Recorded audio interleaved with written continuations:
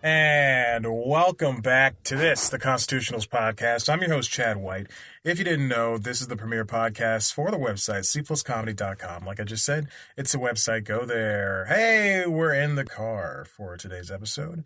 I had to, based on, this means nothing to nobody. Based on how this week was going auditorially in my apartment, I will not be able to shoot anything. So I said, move everything outside. Move everything. No, part of it was also happenstance because I did shoot news time in the car, and I thought, why not do the constitutionals as well?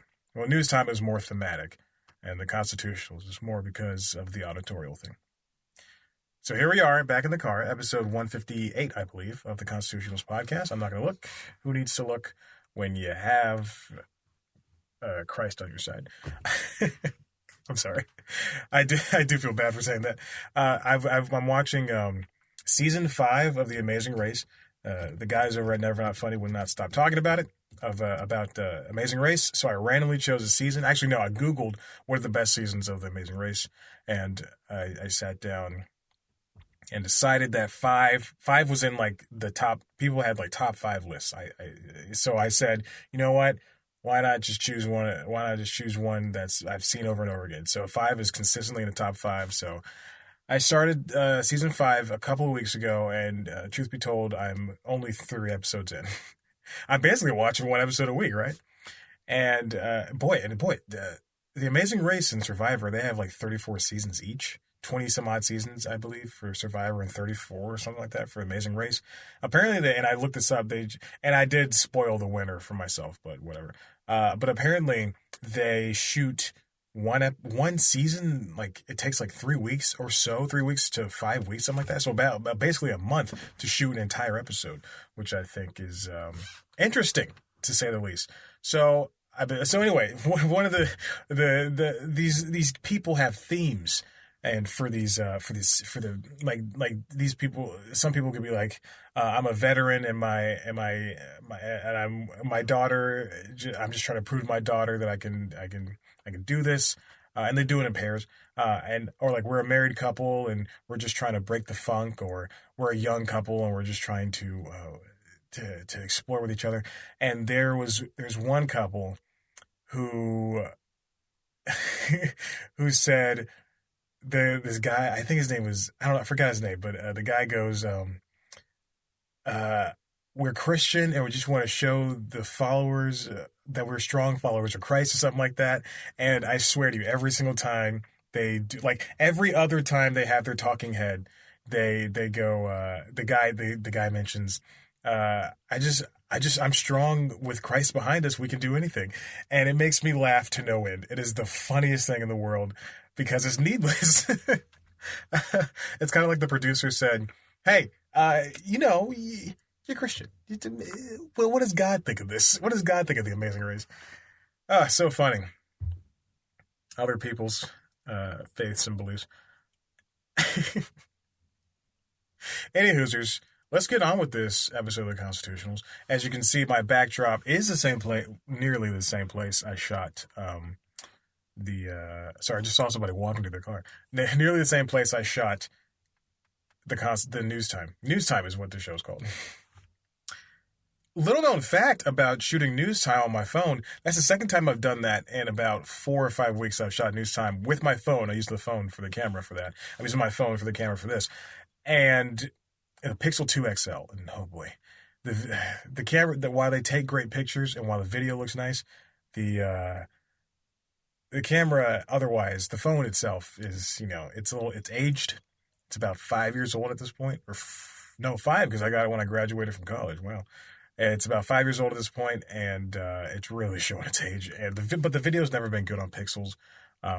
If Google can do one thing right, it's the software, it's the hardware that does not stand the test of time. Let's get on with this because I only want to do 30 minutes.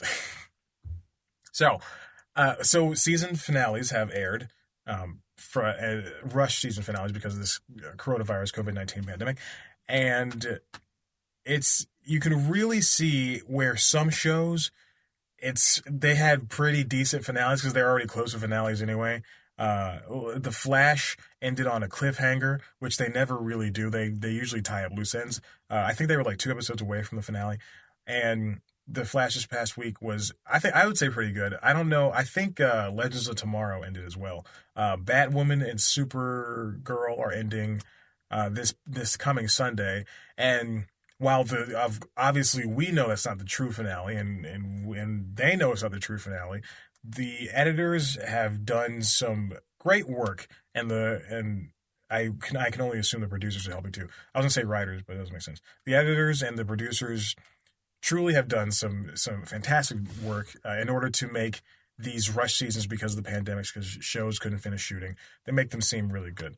Law and Order SVU, it just kind of ended with a regular episode of SVU. I wrote that down. And then, yeah, that's pretty much it. Those are the only shows that I really sat down and watched throughout this year. And then Reno 911 premiered on Quibi. I think it actually premiered a couple weeks ago, and I just did not pay attention. Let's see. Let's pop open Quibi and see where Reno 911. As you can, if you know, my mobile office, instead of having the DSLR with the Yeti mic and the TV as a monitor, when I'm in my mobile office, I've gotten it down. My phone or the GoPro's the camera. The iPad doubles as the laptop and the sound machine. The Zoom doubles as the mic and everything. So Reno 911, as you can see, I watched one episode on Quibi, and it's tough to watch stuff on. Oh God! Oh no! Don't play! Okay, it's tough to watch stuff on Quibi. I believe Apple users, iOS users, are now allowed to, or now have a way to put this on their Apple TVs. Android users have to wait a little bit. But there's going to be 12 episodes. They're about truly under 6 to 7 minutes. But everybody seems to be back, which is nice. I love Reno 911.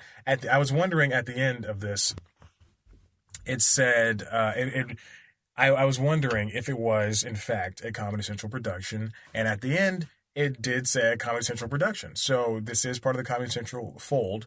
I guess they're producing shows for... And I guess Punk'd is an MTV show, too, and they're just producing it for Quibi. They couldn't find any way. You know, see, this is where Quibi... Earlier, and we'll go on to Quibi in a second, because I have another story about that. But earlier, and I wonder if you can hear me, because God bless it, these Apple headphones, earphones, are not good. True thing. I found these in college my junior year. They were sitting in front of a dorm, and it was late at night, I believe. I think I was coming back from either work or something. It had to be work or class. It might have been class, because I had late classes. All writing classes are at night for some reason. They're like 4 hours long.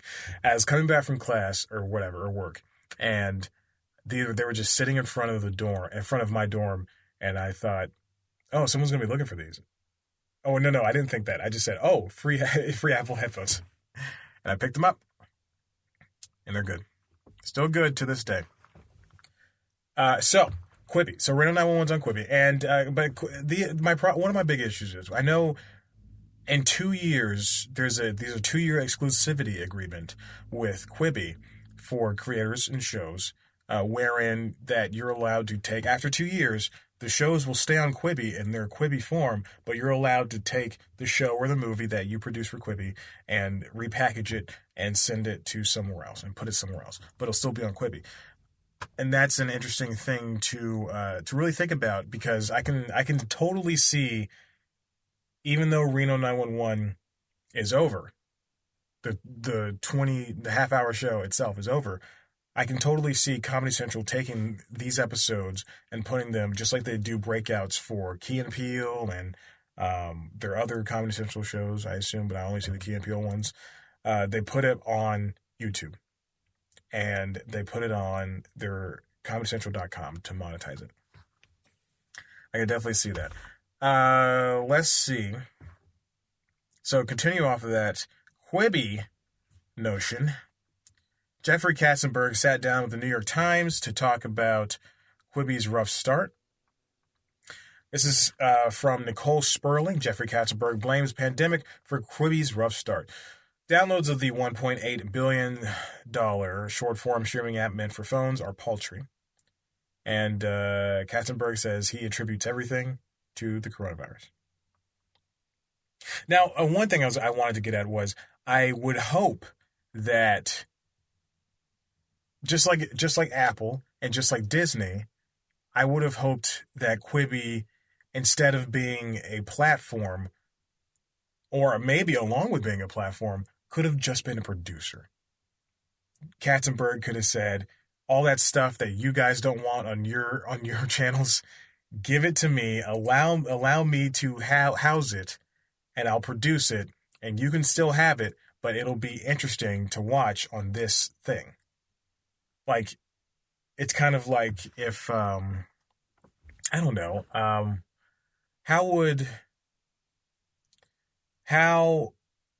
I don't know what I'm getting at.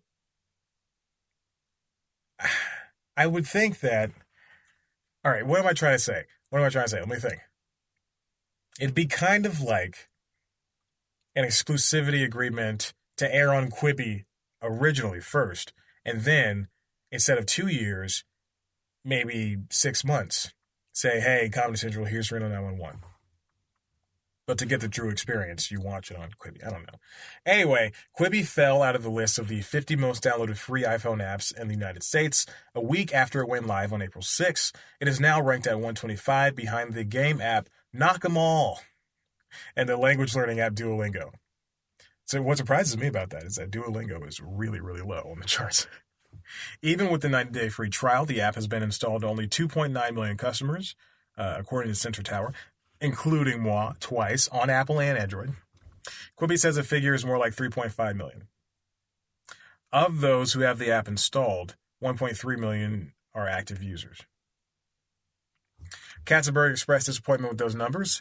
Is it the avalanche of people that we wanted and were going for out of launch? The answer is no. It's not what we wanted. It's not close to what we wanted. It's not what we wanted. It's not close to what we wanted. If we knew March, and this is a really good quote. If we knew on March 1st If we knew on March 1st, which is when we had to make the call, what we know today, you wouldn't say that that's not a good idea. The answer is it's regrettable, but we are making enough gold out of hay here that I don't regret it. Are they really? I don't know about that. I don't really see them making a lot of money. He also says later on in the piece that the daily essentials aren't that essential because not a lot of people are clicking on them. And the daily essentials are basically shows from NBC, BBC, Telemundo, and ESPN. And he says the daily essentials are not that essential. And no one wants news programming, especially at a time like this. And then of course they have Echo, EKO, which is a company that is accusing Quibi of stealing their tech. It looks like Jesus is descending from heaven because there's a bright light next to me. But it's actually the sun, and it's being overexposed in the camera's shot. And the sun's not even out. It's just the clouds and the clear sky. Quibi, it's a very curious thing to see, because obviously they could have held off, but they had all this stuff. So why would they? So it's a catch-22. They had to release because they had planned on it, but they didn't plan on this pandemic. So should they have released? Because now they're failing. What happens? Okay, so say the states are slowly opening up. Say June, July, things are returning, to 70% normal. But then this fabled second wave of the coronavirus hits. What? And people are using Quibi, and it's not making gangbusters, but people are using Quibi and enjoying it.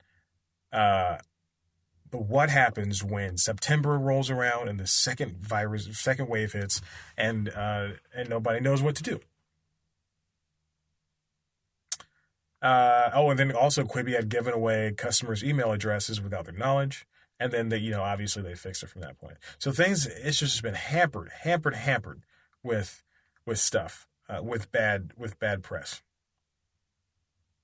Until recently, Quibi promoted its service as a whole rather than marketing any particular show. That strategy has started to change. On a recent installment of The Last Dance, the ESPN documentary series about the 97-98 Chicago Bulls, Quibi ran a commercial for Blackballed, a docu-series about the National Basketball Association's banning of the Los Angeles Clippers owned owner Donald Sterling. Is that true? I do. I don't remember that commercial because I do watch The Last Dance live, except for this past week when I went to sleep at 10 o'clock. On the season finale of Saturday Night Live this past weekend, it advertised its reboot of the Comedy Central show Reno 911, and that is true because that is the exact moment when I said, "Oh, Reno 911," and I went to Quibi and I saw it. um, oh boy, Quibi is Quibi is Quibi is a curious thing. I don't understand. I want it to survive. Like there are people on there, there are shows on there that I just think couldn't exist anywhere else, and I'm glad they have the chance to exist here. But Quibi, like Apple, and like Disney, and I stand by this, like Disney Plus, that should have just been a producing thing.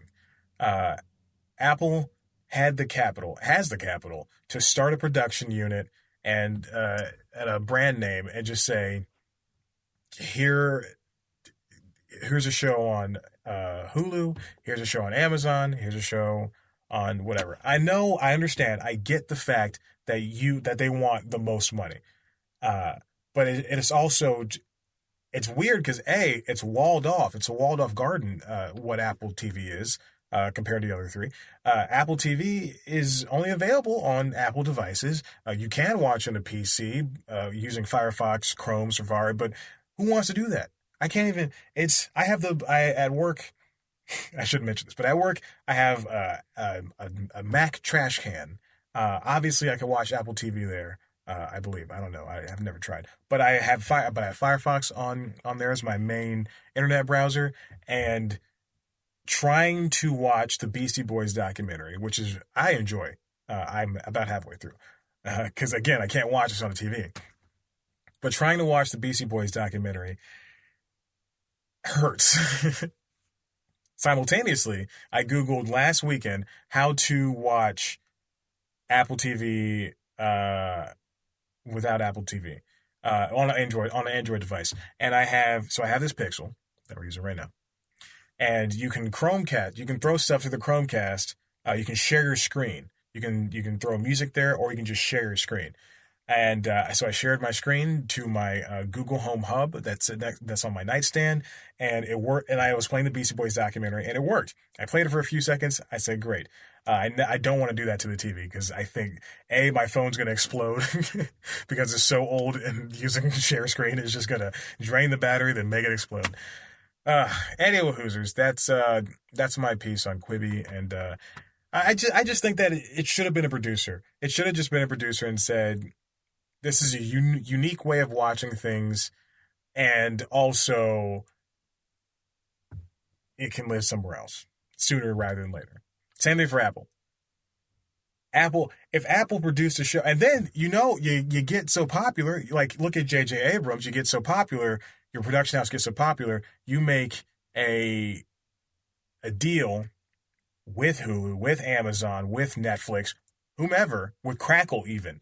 With Crackle, and you could say the morning show is exclusively You can say the morning show is exclusively on Amazon, or have a 3-year deal and split the money rather than put yourself off. Anyway, I should move on. Speaking of, you know what, I should have mentioned this earlier. Speaking of nothing, Unbreakable Kimmy Schmidt versus the Reverend is out. I realized I just held this up directly in my face. It was blocking it, and the iPad was anyway. I guess the epilogue to the Kimmy Schmidt show is on Netflix. There's a show called Unbreakable Kimmy Schmidt created by Robert Carlock and Tina Fey, 30 Rock fame, and they ended the show on Netflix. But they also got a chance, which I think everybody should get a chance to, is to follow the series with a movie. And instead of just a regular movie, it's an interactive movie just like the Puss in Boots interactive thing they've had. I think Captain Underpants. A lot of DreamWorks stuff, but more importantly, Bandersnatch popularized this whole thing. But it was done before with DreamWorks cartoon stuff, and so now Unbreakable Kimmy Schmidt has this movie out, and don't go in there thinking it's a movie. Think of it as 2 episodes. It took me about an hour to finish. I only paused it once to do something. What was I doing? Why did I pause it? Oh, I stopped it to eat. So I I paused it. I paused it once, and then I came back. So it only took me about 50 minutes or so. But there are multiple endings. There are multiple Easter eggs. It was a very fun experience. I played a third of Bandersnatch, and I was so bored. I don't even think I'm in where the story takes off yet. I think the guy has sold his game to this company. I know I died once. But anyway, everybody's back. Almost everybody. Yeah, I'd say about 99% of people were back. Turbo Vote just emailed me. That's about all the messages I get these days. Not even my friends text me. It's true. And there are multiple endings to this Kimmy Schmidt thing. I'm looking on Mashable right now, and anyway. I don't want to say anything, but there are a couple of endings you can get, and then you can fail multiple ways. You do get redos because this is Unbreakable Kimmy Schmidt, and it's just supposed to be a nice fun time. There's a giant pop-out ad just sitting over this article that I cannot get rid of. There's no X. There's no anything. It's just an annoying ad. And this is why I don't do things. Support these websites. Very fun. Daniel Radcliffe's in it as well. I urge you to check it out and explore your options. I think I'm going to replay it this weekend. I wanted to replay it. Actually, no, I did start. I got about 2 minutes into a second replay, and then I realized, what am I doing? I just finished it. Anyway, all right. And then the final thing I want to talk about is Hamilton moves to Disney Plus, leaving movie theaters in a lurch. This comes from Variety, written by Rebecca Rubin. This is... Oh, you know what? Let me go back to that last article to tell you who that was written by. The Unbreakable Kimmy Schmidt. I just linked to the endings. This is written by Alexis Ned. I thought the Zoom turned off because I heard a clipping noise, but apparently it was just from the iPad. And it scared me. I looked in the reflection of my windshield, and I saw the red lights still going. Yeah, you can hear that. Can't you hear that, baby? I wonder how this sounds, because I don't have a microphone, except for the... whatever, the capsule I have on top of the Zoom. Any Hoosers. So, we knew that Hamilton years and years ago, when it first hit Broadway. I believe in that first winter that it was up, they shot a couple of their performances with the original cast. And then it was in the news. I remember this being a story for people who follow the Broadway. And I remember that being a very big deal, and then suddenly we didn't hear about it. And you know what do people usually shoot those things for? They usually shoot it for an expensive Blu-ray collection after the show is on. It runs for a couple of years. But then we got wind that maybe like 2 weeks ago that the show was not 2 weeks ago, 2 months, 2 or 3 months ago. No, guys, come on. I'm shooting a podcast. I can hear your heart. We got word that a couple of months ago that they partnered up with Disney Plus with Disney to air the show in theaters, to release like a regular movie, and then to put it on Disney Plus a year later. Then we learned this week that the movie was supposed to come out in theaters the next year in 2021. But then we got word that the movie was going to be coming out. There's a gnat in my car. Oh God, did you see that? It just flew. It flew by. Look how it flew by. It's right there. That it was. Get out of here. Get out of here. Oh my God. Anyway, then we got word that it was going to be released a year and a half early on Disney Plus's streaming service. The same thing happened to Onward, and it happened to a bunch of other movies that are coming out on streaming services this year. And this is a time. This is very important because this is a time in which movie theaters are suffering because of the shutdowns and everything and the pandemic, and releasing it a year and a half early may seem like a boon for Disney and for those involved. Um, but it's only going to hurt theaters in the long run, especially Disney supports theaters. Uh, so movies like Black Widow and Mulan, they're being held back. They're already finished. They're being held back, and they'll be released correspondingly at some point. They'll be released at some point. But as it stands, this whole Hamilton thing, I think them releasing it now, I'm not defending them because I do think it's a bad decision. But I think them releasing it in July this year, a year and a half before it's supposed to be released. Because I think the original release is October 2021. Is them, not having faith that the biggest musical of the past 10 years can make $1 billion at the box office. I think this is them, and I don't want to say saving face, but it's them just trying to recoup future losses, which I can only assume. And people, I mean, if Broadway is shut down until September, we got that in the wire a couple of days ago. Broadway shut down until September, then this guy just sped by in his old Mercedes. Then this is a chance for people to who love the music of Hamilton, have never seen Hamilton, experience Hamilton, and B, to have the theater experience Hamilton for the first time, but then B, also have a theater experience, and by theater I mean of the British variety, the playway, but have a theater experience.